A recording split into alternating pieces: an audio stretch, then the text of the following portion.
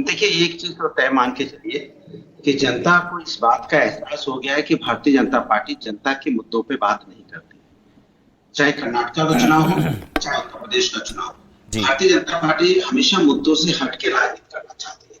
लेकिन जनता ने उनको अब जनता समझ गई है। जैसे अभी आपने बोला कि पहले सोशल मीडिया पे अपनी बातें फैलाते थे, अब बीजेपी के प्रवक्ता कह रहे हैं कि सोशल मीडिया पे इन्होंने ज्यादा बातें कर दी। इसके मतलब कि आपके जो प्रोपेगेंडा था वो अब जनता जान चुकी है।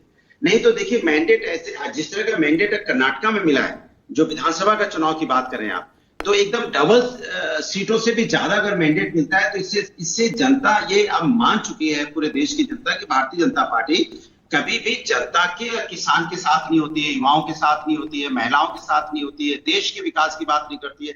ये क्लियर हो चुका है। यही मुद्दे मेन होते थे, हम लोग जब डिबेट में बात करते थे। लेकिन भारतीय जनता पार्टी डिबेट में कहीं बजरंगबली को लेके आ जाएगी, कभी प्रभु राम की बात करने लगेगी, तो वो लोग भी तो, बजरंगबली प्रभु राम भी तो जानते हैं ना कि मेरे बच्चों की बात तो लोग करते ही नहीं है, ये हमारे नाम पे राजनीति करते हैं। तो वो भी अब नहीं चाहते कि मेरे नाम पे राजनीति करें। इसलिए इन्होंने जो धर्म की राजनीति शुरू की थी, अब ये इनको समझना पड़ेगा कि धर्म की राजनीति से आपका कुछ नहीं होगा। राजनीति के अंदर धर्म लाना पड़ेगा, ठीक है, राजनीति में धर्म लाना पड़ेगा, तभी आप जाके कुछ हो सकता है। लेकिन अब बीजेपी के बस की बात नहीं है। बीजेपी तो अब पूरे देश से इसका सफाया होना तय है। ठीक है अनुराग, ये जो यूपी के निकाय चुनाव में मेयर, पंचायती, जो क्या इसको बुलडोजर मॉडल पर रेफरेंडम या इसको मिट्टी में माफिया पर रेफरेंडम मान सकते हैं हम? आपको लगता है ये उस पर मोहर है जनता की या नहीं? देखिए, अब आपको एक बात मान के चलनी पड़ेगी। जिस तरह का चुनाव अगर आप देखेंगे कि यहाँ पे जिस तरह का चुनाव हुआ उत्तर प्रदेश में, तो मैं बार बार आपसे कह रहा हूं कि उत्तर प्रदेश के चुनाव में शहर के अंदर में भारतीय जनता पार्टी का दबदबा रहता था। अब शहर में भी समाजवादी पार्टी घुस गई। अब समाजवादी पार्टी कहते थे परसेंटेज में, परसेंटेज की बात इसलिए कर रहा हूं कि समाजवादी पार्टी का ज्यादा परसेंटेज होता ही नहीं था। हमने परसेंटेज, हमारे परसेंटेज वहां बढ़ गई है, माने जो मार्जिन होती थी वो एकदम निग्लिजिबल आ गई है। और जहां तक हम निकाय उसकी बात कर रहे थे, पंचायत की और नगर पालिका की, उसमें तो उसमें भी समाजवादी पार्टी टक्कर दे रही है। तो इसके मतलब समाजवादी पार्टी पूरी तरह से शहर के अंदर में भी समाजवादी पार्टी ने अपनी पैठ बना ली है।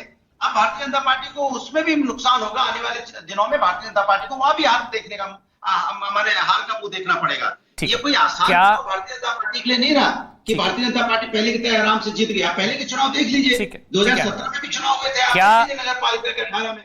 अनुराग, फिर वही सवाल, क्या ये यूपी के नगर पालिका, पंचायत, ये जो चुनाव हुए, क्या ये बुलडोजर मॉडल पर रेफरेंडम, हाँ या ना? मैं कह रहा हूं, देखिए, कोई बुलडोजर रेफरेंडम कहीं कुछ नहीं है।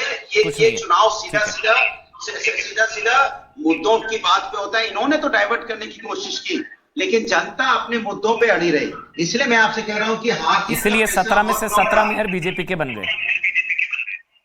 देखिए, मैं आपसे फिर कह रहा हूं, इसके पहले 17 मेयर बीजेपी के थे। बीजेपी को 17 मेयर पहली बार ही मिले हैं, इसके पहले भी थे। लेकिन उसके बाद मार्जिन कितना होता था, आप देखिए इनके पास मार्जिन कितना ह्यूज मार्जिन होता था, 1.5 लाख 2 लाख वोटों से जीतते थे।